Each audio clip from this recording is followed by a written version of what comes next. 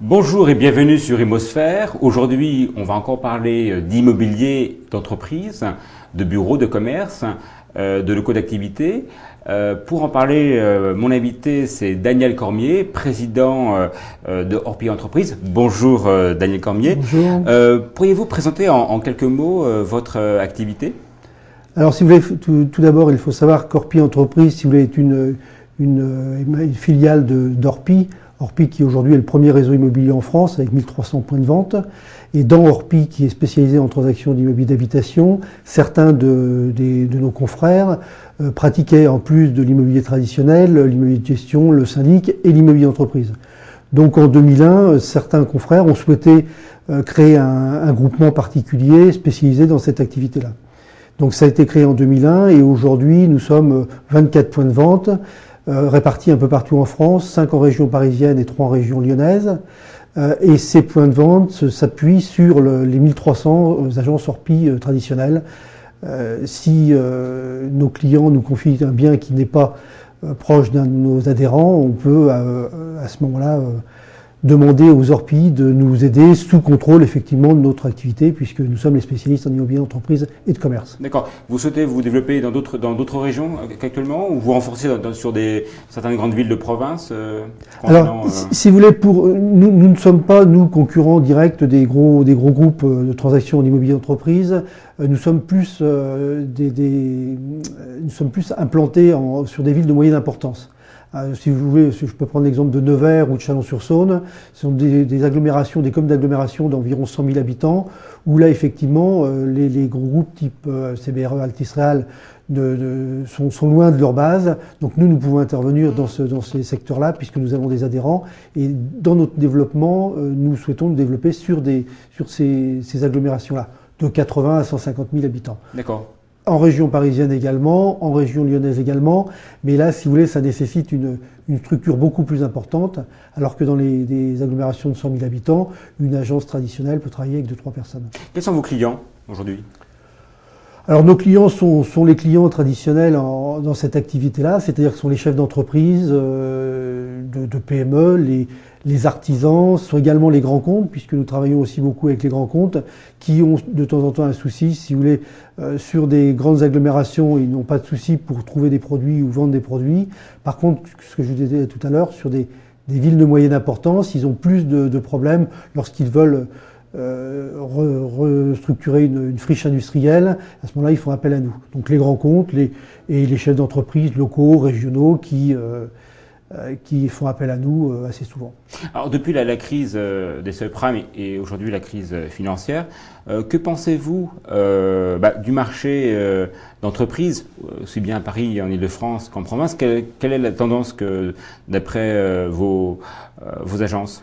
Alors, si vous voulez, nous, comme nous intervenons sur des bâtiments et des locaux de moindre importance, si vous voulez, la crise pour l'instant n'est pas trop répercutée dans nos agences. C'est clair que nous, si vous voulez, la moyenne de nos ventes sont des bureaux de petite importance ou des locaux industriels ou éventuellement de logistique, mais si vous voulez, pour l'instant, ça n'a pas eu une grosse incidence. On n'a pas dans nos adhérents, il n'y a pas de milliers de mètres carrés de bureaux qui sont à vendre. On n'intervient que sur des moyennes surfaces. Donc pour l'instant, ça n'a pas une grosse incidence. Alors en Ile-de-France, c'est un peu différent parce que si vous voulez, en Ile-de-France, on intervient plus sur des locaux commerciaux. C'est vrai qu'en matière de bureaux, on est moins implanté. Par contre, en région lyonnaise, on n'a pas eu trop de répercussions pour l'instant. Avec la baisse du pouvoir d'achat et donc une baisse de la fréquentation du petit commerce, est-ce que vous avez vu ces derniers temps constaté une augmentation concernant la vente de fonds de commerce? Alors si vous voulez, il commence effectivement à y avoir une augmentation de la vente de fonds de commerce, mais je pense que cette augmentation intervient effectivement. Vous avez effectivement le pouvoir d'achat qui peut intervenir pour une partie, mais c'est surtout que vous avez beaucoup de commerçants qui arrivent à l'âge de la retraite et qui souhaitent céder leur fonds de commerce. C'est à mon avis plus ce point-là, parce que la répercussion du pouvoir d'achat, si vous voulez, il faut quand même un certain temps pour que ça influe sur les bilans des commerces et des entreprises. Mais justement, avec cette arrivée de fonds de commerce supplémentaires liés au départ à la retraite, est-ce que aujourd'hui, là où le financement est plus onéreux et plus difficile, est-ce que vous avez constaté une difficulté supplémentaire dans le financement pour l'achat d'un fonds de commerce aujourd'hui par rapport à il y a 1 an ou 2 ans? Ah bah c'est très clair, effectivement. Si oui. vous voulez, aujourd'hui, pour acquérir un fonds de commerce, si vous voulez, le commerçant qui a besoin d'un apport personnel important. C'est vrai que si vous voulez, si un commerçant n'a pas un apport personnel d'au moins 50% de la valeur de son fonds de commerce, il a énormément de difficultés. Les banques sont pas intéressées par le commerce. Ça les fait travailler, mais ils sont pas intéressés par le commerce. Ils veulent financer les murs, mais pas des fonds de commerce. Voilà, tout à fait. À part en 2009, comment vous voyez un petit peu l'évolution en France? Est-ce que ça va dépendre des taux d'intérêt, de la facilité ou non de financement? Comment voyez-vous par rapport au niveau fonds de commerce comme au niveau entreprise, je pense que le côté financement est important. Si vous voulez, c'est vrai que le financement, si vous voulez, aujourd'hui, on est revenu, c'est quelque chose qu'on a déjà connu, puisqu'on est revenu à des financements qui sont avec un apport personnel un petit peu plus important, avec un financement des frais de notaire, ce que les acquéreurs avaient oublié depuis un certain temps. On revient comme il y a une dizaine d'années, si vous voulez, avec des financements comme ça. Donc c'est pour moi 2009 va être une année, si vous voulez, effectivement un peu charnière où la clientèle va peut-être un petit peu changer, puisque les banquiers sont beaucoup plus difficiles à prêter, mais je pense qu'on aura. Donc on va vers un retour à la raison. Voilà, tout à fait. C'est à mon avis, on revient. Moins d'excès. Voilà, beaucoup moins d'excès.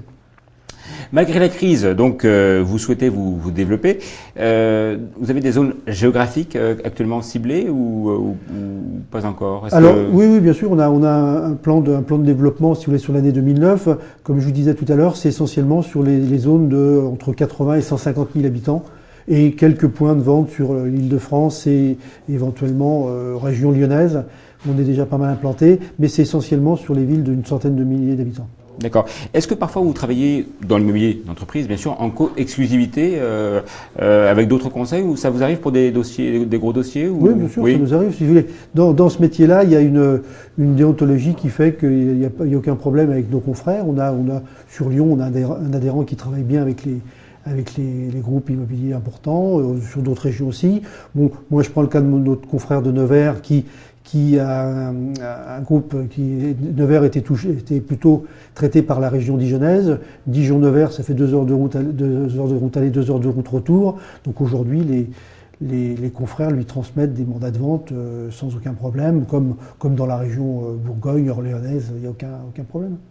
D'accord. Daniel Cormier, merci d'être venu sur Imosphère. Quant à moi, je vous retrouve pour une prochaine émission, toujours de l'immobilier et de l'immobilier sur decideurtv.com.